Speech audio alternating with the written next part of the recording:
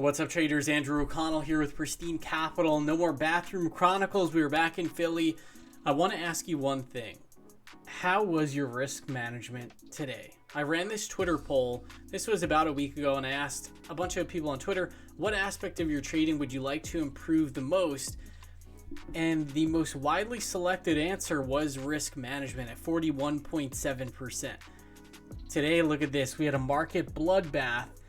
And if you were able to handle this day correctly, and if you were able to not, blow yourself out, you were able to handle yourself with poise and not take a drawdown, then I would say you're probably in this, 60% of traders that is doing pretty well with their risk management. If not, and today was a real struggle and today was highly emotional, then most likely you're in this bucket today. So today we're going to talk about my risk management. We're going to talk about trades for the day.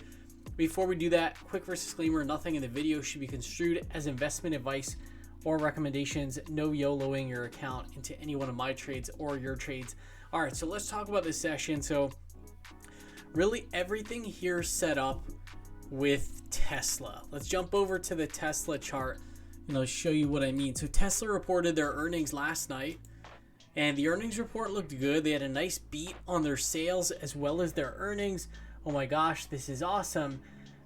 And this came at a point when the market was at a critical juncture. Let's jump over to our S&P 500 chart so I can show you what I mean. If you've been watching these videos, you know we've been following the technical roadmap and just making sure we're not too opinionated, we're not making predictions, and we're just following what is being laid out by the price action.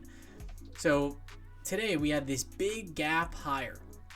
And heading into this session, we were well aware, hey, we broke this downward trend line. The day to add some more exposure on the short-term time frame was this day that we jumped above the downward trend line.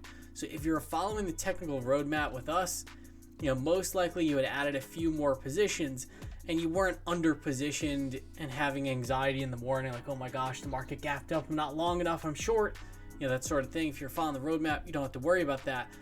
But here's where we were heading into the session. We had this 20-day simple moving average just above price, and we knew, hey, that could be a potential pivot area for the market. This short-term rally, we're either going to bust through that level and this rally is going to get even stronger as CTAs have to pile into the market, trend followers, retail punters that are chasing the market with call options, etc. We're either going to punch through, or this is going to be where the sellers step in. Another key area here and another confluence zone is on the higher time frames as well. This was also a very important day. The 20-day simple moving average right now conveniently is basically in the same exact position as the 20-week simple moving average. And we know that this level has been undefeated throughout 2022. Every time we get to this level, we just bounce right off and we continue to the downside. So hey, we're long into the session. We know we're hitting key levels. We know Tesla just reported earnings, but take a look at what I saw in terms of the potential reaction to Tesla this morning. I'm going to open up our Pristine Capital Discord here, and every single morning I'm populating this with earnings releases, with the news from the prior day, and then in the morning I'm running a pre-market webinar. And take a look. So there was some commentary from Bloomberg analysts, just a little, their 2 cents on the Tesla earnings. This is what stuck out to me. Sure, they beat on their earnings, but look at this. Tesla's performance is genuinely impressive, but the stock is priced to reflect this. So it takes a lot to move the needle in a positive direction. So I knew we were coming into these key levels. I knew there was a chance that Tesla could turn around and give back a lot of the gains. So for me, it was like, all right, let me take some targets into strength and let me make sure that my contingency plans are in place. So here's some of my trades for the day. Did a bunch of trading. I'm not going to go through all of these because there's just a lot here. But basically, I started taking targets on my exposure. I had this triple leverage S&P 500 ETF. I took that off as early as 9:33 a.m. And this market, if you are a pro trader, this was actually a very easy day to trade. The reason why is because there are times when the market will gap higher, we advanced the first hour of the day, and everyone that was waiting for a pullback is suddenly like, oh my gosh, the market might not pull back. Geez, I need to get long. And maybe it takes 2 hours for the market to begin pulling back. For today, the market literally started pulling back within like the first 5 or 10 minutes, and we could see weaknesses within the tape. So once I started to see those weaknesses, took a target on SPXL. I just completely took that position off for a nice winner. I took a target on my AIG, and then I moved this stop up to break even. Same thing with GBTC. GBTC was a position that I've been underwater on for a few days, and with this gap higher, GBTC ended up going in the money for me, and I was profitable on the position. GBTC was my biggest common stock position that I had on the books, and so I moved my stop up to break even. So that's the key. If you're following the technical roadmap, make sure that you're adding exposure at ideal buy points when you get a really nice attractive reward to risk ratio. And then as the trade moves in your favor, make sure to lock in your winner as well as moving your stop up. Because like what I did with AIG, for instance, with this name, I locked in, I took about a third of this trade off in the morning. Then I moved up my stop to break even. What that does is it locks in a winner for me. So no matter what the market does, I'm in a good spot. I don't have to worry about it. If you're worrying about your positions, that means your contingency planning and your risk management really is not in place. For every single trade that you take, you want to make sure that when you're going into the trade, you know where you're going to stop out of that position. And if you have that recorded in like a spreadsheet, a notebook, or you have it hard coded as stops, you don't really have to worry about like, oh my gosh, the market's reversing. What am I going to do? You can really just allow the market to take you out of your position. So that's really what I did throughout the day. I just moved stops up, allowed the market to take me out of positions. And then I also day traded some SPY puts. So these SPY puts, I took the April 25th 450 puts. Now this is another thing, a lot of retail punters out there, they're really just looking for green. And it's like this just crazy reaction where it's like they see green, they see a big green candle, and they just chase it. When you get these gaps higher, a lot of times, this is one of my favorite trades. You can actually scalp the short side. And I actually sold some Netflix puts. These expire tomorrow at the 205 strike. This was just, hey, maybe I can pull in some cash flow. Netflix is trading with a really high implied volatility and a really high implied volatility percentile. And so it's looking like, my strike price is 205. So long as Netflix doesn't get down there by the end of tomorrow, that'll be a max winner. So overall looking pretty good. I wasn't like FOMOing into anything. And again, really just making sure that my contingency plans were in place early on in the day, because look at how things ended up. We pretty much failed at resistance, and all these indices finished the day lower. Pretty much everything finished at the bottom end of the day's trading range. My trend model flipped. We started off the day at +1 and we ended off the day at -3. So again, you're hitting key resistance levels. Trend model flips intraday. Like there's all this confluence of factors that actually makes it, pretty straightforward to navigate the session. This IWM, this was another key tell. The small caps gapped higher, and within the first couple minutes, they were already pretty weak.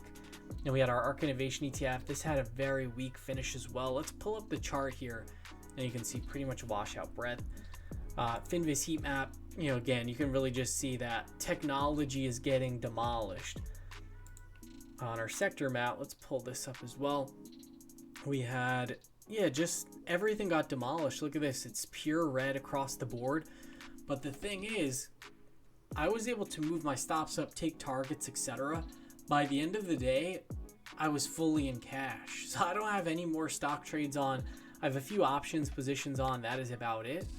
But if you're following your risk management to a T, the market is going to put you into cash when the indices turn red and when the market starts, really slipping into the abyss. So I didn't have to worry about taking a drawdown or anything like that. And all of our members were pretty much on the same page. We were chatting about this throughout the day, and it just makes it a lot easier when you're, started bouncing things off with each other. In terms of style factors, we had our min-vol style factor down. Yeah, just bloodbath. Momentum was down over 2.3%. These growth stocks were down. High beta was down 3.17%. So yeah, just a really challenging session across the board. And this was another sort of like confluence of factors. Hey, we're approaching the key resistance level, and we have the next Fed meeting in 1 week and 6 days, basically 2 weeks. So who's to say we don't get another buying strike ahead of the Fed meeting? And the seasonality also gets very weak into May. So really just a bunch of factors, really just playing into the decision of like, okay, contingency plan in place. This could get a little bit ugly. Let's take a look here. So we have our Fed meeting coming up in 2 weeks. We don't really know what's going to happen. Like, to be honest, are these fund managers, as we get closer to Fed day, are they going to go, all right, time to buy a ton of stocks ahead of the Fed? Could happen, but I just don't really see that as highly probable. Given that we're going to have a 50 basis point rate hike, and they could be announcing the balance sheet runoff at this next meeting. So yeah, it's important to just make sure your expectations are tempered when we have this Fed tightening that is on the board. And then this was throughout the session. This is our market analysis channel right here, and I'm posting things throughout the day, and you can see this was at 10:38 a.m. This was after I did a lot of my profit taking, etc. Seems like today's a good day to exit some bad risk if you have any. Not a confidence inspiring auction I'm seeing in the first hour of the day. Small caps are close to flipping negative. And then posted some intraday thoughts at around lunchtime. And then after that, I was basically able to just kind of jump off the desk. I didn't really have to worry about anything anymore. I want to leave you off with this. I always keep this in the slide deck, and it's really just for moments like this in the market. My trend model flips negative, and things are looking a little bit ambiguous. So this is from Mark Minervini. This guy's pretty much a living legend in the trading world. He's won the U.S. Investing Championship multiple times. He won last year. So definitely somebody I look up to in the industry. In the stock market, you have the luxury of being able to stay on the sidelines free of charge, observing and waiting for the most opportune moment to wager. You get to see the market's cards before you bet free of charge. This is a wonderful advantage, yet few exploit it. And this one right here, if you're struggling a little bit with your risk management, this is likely the cause. Folding mediocre cards at the poker table is the same as selling off stocks soon after they fall below your purchase price to protect your account. Losing trades are inevitable. By limiting your losses, you'll put yourself way ahead of the majority of investors because most investors lack discipline. The best traders are the ones who recognize mistakes, dispassionately cut their losses, and move on, preserving capital for the next opportunity. The average investor or trader, or the person that's really just trying to basically make a boatload of money in the markets, but is not really willing to put in the day in and day out grind in the process, this is really their Achilles heel. They're pretty much not limiting their losses. They're just kind of letting their trades fall to the wayside. And the great thing is that if you're taking a professional approach to actually doing this and trying to do it right, you're going to find the market fell, I went into all cash, and then you're able to be aggressive. So then you can look forward to the following day in the market, and you don't have to be oh my gosh, please Lord, don't do this to me.